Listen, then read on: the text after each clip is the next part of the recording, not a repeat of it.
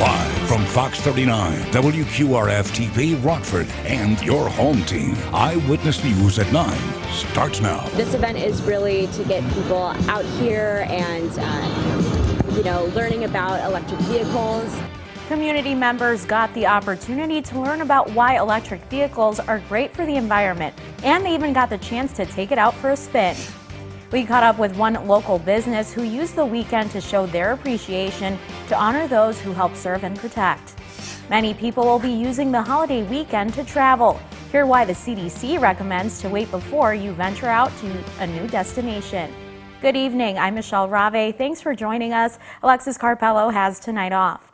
Earlier this year, Illinois leaders set a goal to have 750,000 electric vehicles on the state's roadways by the year 2030. Now, some Rockford area groups are joining the push for cleaner cars. Dylan Siraki has more. Dylan? Michelle, a local environmental planner tells me Drive Electric Week is designed to teach people about some possible advantages of switching to an EV. There is an EV for everyone to, no matter what type of lifestyle or family you have, there's an EV to accommodate. Region 1 Planning Council kicks off a campaign to educate stateliners about the latest advancements in electric vehicle technology. At the McChesney Crossings Shopping Center, locals could learn more about charging stations or take a Tesla for a test drive. There's still a lot of myths surrounding electric vehicles, and we want to show that EVs are for everyone. There's a variety of models, and also they're becoming more and more affordable too. Kara Harmit, environmental planner for Region 1, believes the argument for making the switch becomes more compelling every year. She says not only are EVs more eco-friendly, but newer models also address some of the complaints drivers commonly have. You don't have to put the pedal all the way down to the floor to accelerate anymore. Range anxiety was an issue with, emerging technology, but we do have wider ranges of mileage with these EVs. You can go longer on a shorter charge. Back in February, we told you that the Region 1 Planning Council was looking into ways to make the Rockford region more EV friendly. Harmit tells me some solid investment in infrastructure has already come from the private sector. Hopefully we will see more appear, and with more and more consumers adopting EVs, the need is there, and that's also part of what our EV readiness plan looked at. We looked at national trends and best practices, but then we also looked at EV adoption in our area. Next Saturday, the Region 1 Planning Council will hold a similar event at the East Branch of the Rockford Public Library. People are encouraged to stop by and learn more about electric vehicles. Michelle? Thank you, Dylan, for that report. It was a weekend full of music, food, drinks, and fun, all to show support to local law enforcement. Bullpen Bar and Slots in Loves Park hosted its second annual police and fire department fundraiser. The event featured music by local bands as well as a variety of food trucks. All proceeds collected at the door and t-shirts sold will go to support Loves Park police and fire departments. If you missed out today, don't worry, the event will happen tomorrow from 1 to 10 p.m. They deserve it. They deserve it. Believe me, there's hundreds of charities that deserve it too. But I think the public needs to start showing more care for what the police and firemen do. I know there's a lot, but they deserve more. It's a lot of work. Giacone says he hopes he can make this a tradition for years to come. Some travelers are choosing to get away this Labor Day weekend. The CDC recommends delaying travel until you are fully vaccinated. If you're traveling by plane, check if your airline requires any health information, testing, or other documents. AAA Travel expects most people to go by car. That's been consistent throughout the pandemic. That's because people may feel safer hitting the road, and they can stop and explore before they get to their destination. Because many kids are going to be back in school on Tuesday, we also anticipate that many people will not venture too far from their home as they get away for this weekend. For people who are fully vaccinated and traveling, the CDC recommends self-monitoring for symptoms and wearing a mask. If you are not vaccinated, you should take those precautions and get tested before and after travel. While you're on the road, law enforcement is reminding drivers to be cautious. They will have extra patrols out this holiday weekend. Several law enforcement agencies will be on the roads, making sure people are not driving distracted and are being safe. Authorities say they want to be sure all of the families get home safe from their celebrations. We're going to put a few extra patrols out there, some cars that we normally wouldn't have, and their sole focus is going to be looking for these impaired and distracted drivers. So again, we want people to be safe on the roads. We want people to get home safe from their celebrations. He estimates that driving impaired could cost you around $10,000 in fines and legal fees. Governor Pritzker is backing a more aggressive clean energy plan than the one that passed the Senate late Tuesday night. A new plan emerged in the House that would require coal plants at City Water, Light and Power and Prairie State to cut their carbon emissions 45% before 2035 and to zero before the end of 2045. The plan the Senate approved would shut those coal plants down by 2045, but would have allowed them to keep polluting at 100% until then. Senate President Harman said that's because the equipment to cut carbon emissions is expensive. We offered a variation on that in the bill we filed earlier in the week. But it didn't have the hard close date. There was a trade-off between the massive investment required for that carbon reduction in the short run versus the length that the plant would need to run to recover it.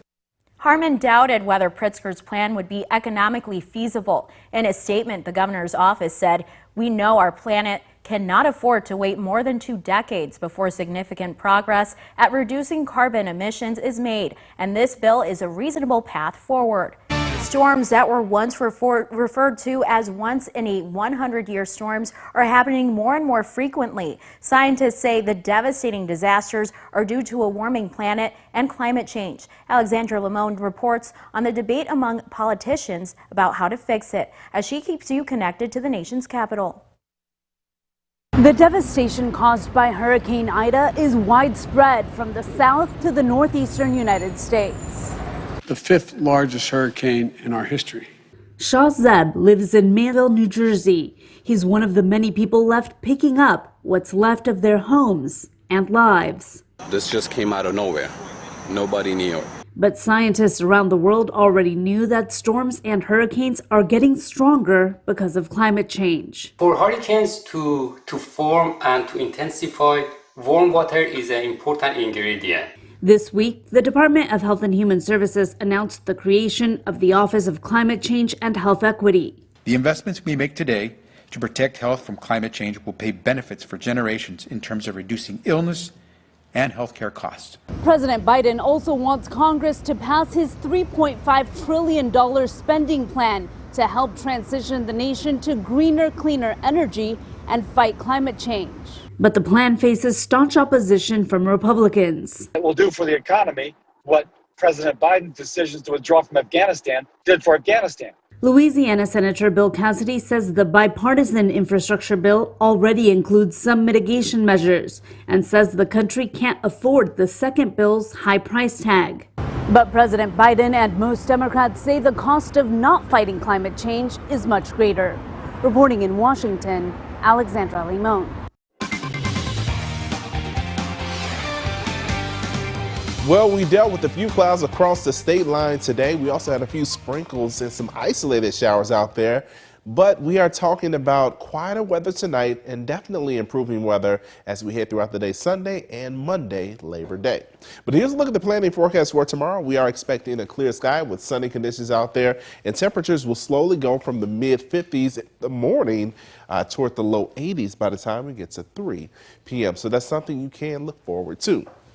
Now, precision Doppler shows that we are mainly dry. The radar just picking up on air and also moisture in the atmosphere, but no rain falling at this point. And when we talk about what's happening on a wider scale, we see a lot more rain and activity pushing toward the east and also to our south as well. This is all ahead of a storm system that we've been tracking over the last day or so that will continue to push east. And as it does so, it will take the rain, it'll take the clouds with it, and it will set the stage for high pressure to build into our west. And this high pressure, as it builds east, well, it will mean a clearing sky for us tonight and ample sunshine as we head throughout the day on Sunday. So if you were thinking about doing anything outside tomorrow, whether it was barbecuing or maybe going for a run, the weather will cooperate.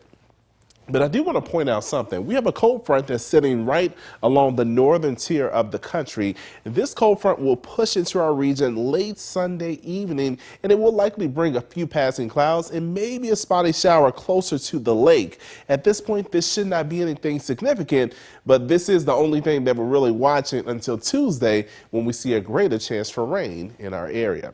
But as we talk about the forecast going forward, tonight at 11 p.m., we will see a clear sky out there, a great night to view the stars, definitely calm and quiet. It'll cool off because of that clear sky as well.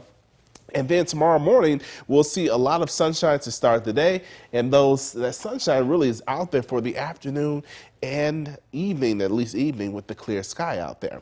Now, I did mention that cold front, and you see it showing up here. Not terribly impressive, but it looks like it's trying to trigger an isolated shower. At this point, I think we remain mainly dry, with really no wet weather in our forecast until Tuesday. But as we look ahead to Monday, Labor Day, things are looking pretty good. A clear sky out there with a few passing clouds. So as we summarize your forecast for Labor Day, we do want to point out that Sunday we are talking about a lot of sunshine out there, and that continues into Labor Day Monday as well. Temperatures both days in the low 80s. Here's a look at the Mercy Health SkyTrack Weather Network camera, and it shows that things are pretty peaceful across downtown Rockford. And as we talk about the forecast for tonight, we're down to 56 degrees, a clearing sky, seasonal for this time of year. Winds out of the northwest at about 5 to 10 miles per hour. And the 7-day forecast shows that as we head towards Sunday, expect ample sunshine. Monday, a similar story, maybe a few passing clouds here or there. But Tuesday, that's when our rain chance shows up once again. Wednesday, we're dry, and then high pressure takes over for much of the rest of next week. Now, the Napleton Sports Desk with David Greenberg. The first Saturday with a full college football slate. It doesn't really get much better than that unless you're a Wisconsin Badger fan and your day was not so great. Start here, just under 5 minutes to go until halftime. Graham Mertz fumbles the handoff in the red zone, and it's recovered by Penn State. Mistakes, the theme of the Badgers' offense today. Go right to the end now. Wisconsin down 6, knocking on the door on 4th down. Mertz does what you can't do, a costly interception returned by the Nittany Lions, but as they did all day, the defense got the stop, so the offense has one last chance at tying or taking the lead. But Mertz, once again, makes a bad read, throws into triple coverage, and it's picked off to seal the game. Penn State pulls off the 16-10 upset of Wisconsin. All the things that you know about football, and we didn't do it well enough today, and we certainly didn't finish. And it's a tough loss, and there's going to be some things that you want to build on, and we've got to do that, and obviously we've got to correct and move forward if we want to be a good football team, which I think we can be. Here at Rockford University kicked off its season by hosting Grinnell College. First quarter, Regents quarterback Jalen Ray throws for the end zone. Amani Johnson has it for an 8-yard touchdown and a 6-0 lead. Later in the quarter, the Regents hand it off to Kyle Thompson. He goes untouched into the end zone for a 2-yard score, make it 14-zip. Right before half, Ray again goes for the end zone. Has junior receiver Joey Owens, the Ottawa native, has another touchdown. It was 20-0. Jalen Ray goes for 400-plus yards passing and sets a new school record in completions as the Regents start the season off with a 48-13 win over Grinnell. Over in Freeport, the Aquin Bulldogs hosted the Milford System Park Wildcats in some 8-man action. I'll tell you what, the move to 8-man for Aquin has not changed their reign of dominance. Aiden Wolf connects with Cade Ludeking in the flat, and the big man picks up some speed along the sideline and houses it for a 70-yard score. Next possession, just inside the 5, Evan Brogy takes the handoff around the left side, gets the edge, and has the pylon for another touchdown. Brogy back under center this time.